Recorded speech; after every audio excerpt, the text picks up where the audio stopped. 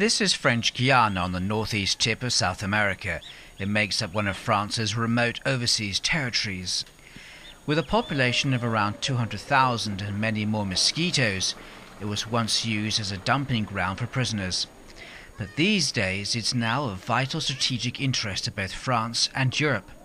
Thanks to its position close to the equator, French Guyana has become one of the most important hubs in the global space race. Ariane rockets launch satellites into orbit from the sprawling space center close to the town of Kourou.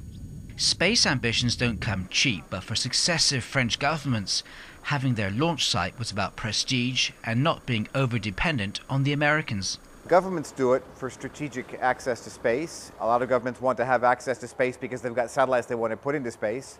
Some governments think it's a political cachet, something that makes them feel modern and at ease and with modern technology.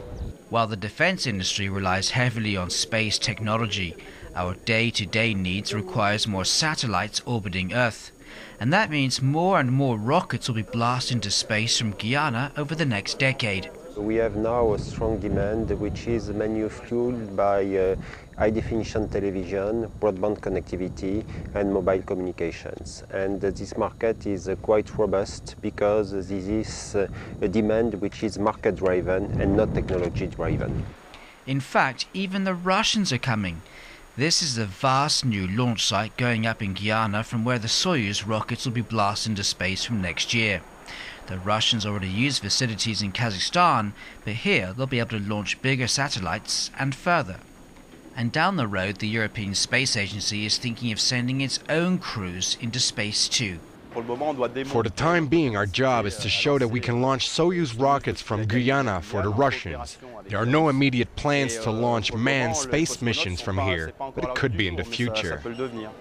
While there are many voices questioning whether France can afford to take part in the space race, or even needs to, even the toughest critics are dazzled by the sight of an Ariane rocket lighting up the sky as it blasts off over Kourou.